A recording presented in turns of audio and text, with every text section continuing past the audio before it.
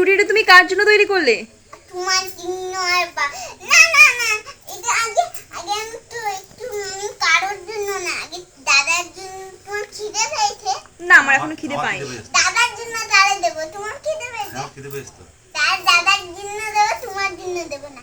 আচ্ছা ঠিক আছে, তাহলে দাদার জন্য রুটিটা করলে তুমি? খুব সুন্দর রুটিটা করেছো তো তুমি বাবা। আরে আমি তোমার জন্য বলছিলাম না, কাল আমরা ঠাকুমার বাড়ি যাবো না, তাই জন্য একটু ভোজ খেতে হবে, রুটির ভোজ। ভোজ খেতে হবে? আচ্ছা, কাল ঠাকুমা বাড়িতে যাবো তাই আজকে ভোজ খেতে হবে? আচ্ছা আচ্ছা। কাল সকালে যাবো না, তাই। আচ্ছা, কি সুন্দর করে রুটিটা বেললো, হয়ে গেছে।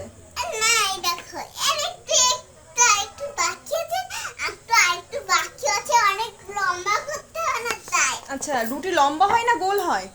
রুটি লম্বা হয় না, একটু গোল হয়, একটু গোল করতে হয়, তখন একটা আমি একটু হাত দিয়ে করছি, একটু ছেলে যাচ্ছে। রুটিটা তাহলে দাদার জন্য করছো? হ্যাঁ, তোমার জন্য যখন খিদে পাবে তখন একটু আমি আটটা নেবো না, ঠিক আছে? তখন তুমি রান্না করে খাবে, ঠিক আছে? আচ্ছা আচ্ছা। আবার কবে আসবে দাদার বাড়িতে? দাদার বাড়ি আমি সোমবারে আসবো। ও সোমবারে আসবে? বাবাকে নিয়ে যাবো।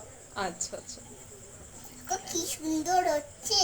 দেখছি তো তাই, খুব সুন্দর হচ্ছে রুটিটা। হ্যাঁ গোল মতো রুটি। হ্যাঁ। কি হলো? দেখতে ব্যস্ত থাকে, দাদা আমি দেখো তাই শুরু। ও খুব যে কোনো কাজ খুব তাড়াতাড়ি ইয়ে করে ধরে নেয়।